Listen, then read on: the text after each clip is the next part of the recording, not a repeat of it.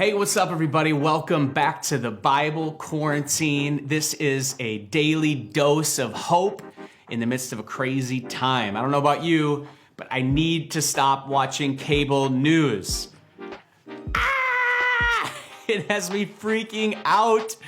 Man, it's like, what is happening? What can I believe?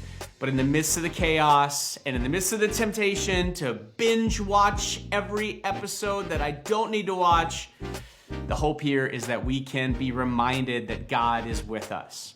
So today's episode is titled, The God Who Understands. The God Who Understands. You see, when we get in the Bible, we are reminded that God is with us, that He is near, that He cares.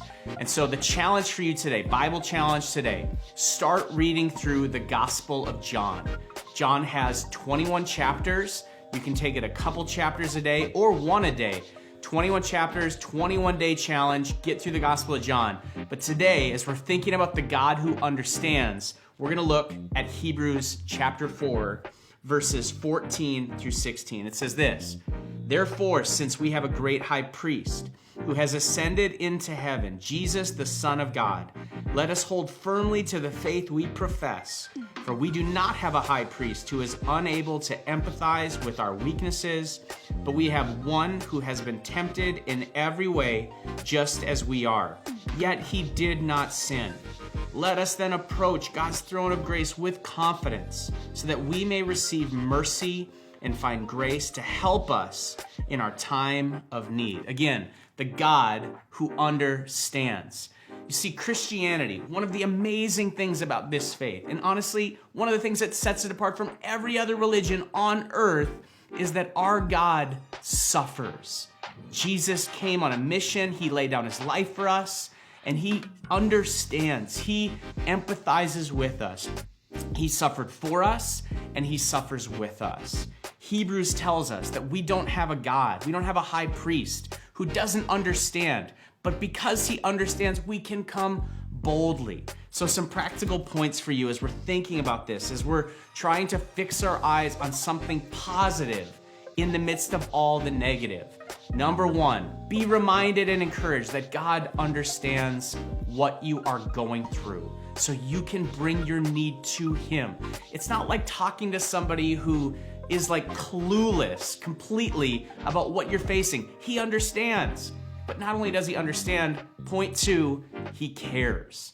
He's like that friend that gives you a big hug.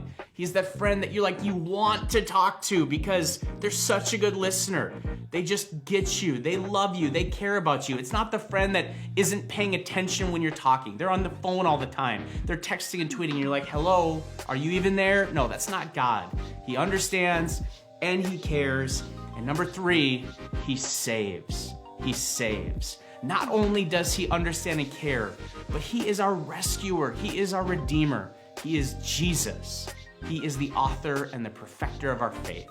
So come boldly to the throne of grace. Realize that He is here, that He is in control, and that you are not alone. Now, side note, in the midst of this craziness, we have a video clip of some husbands whose wives were quarantined. Check this out. I don't think that's really how husbands should be reacting. But listen, we have to find ways to encourage and laugh during this season. So I want to encourage you, don't lose hope. Don't waste these moments. Don't waste this energy and time on things that are worthless. Grow and encourage others. Your challenge for today, as we have a God who understands, I want to challenge you to encourage others today. Pick up your phone. Text somebody, call somebody. We can honor the authorities and practice social distancing while still staying connected. Plan a call to get some friends together and pray together. Do whatever you can to lift others up. Let's point to Jesus during this time. This is the Bible Quarantine. Thanks for tuning in.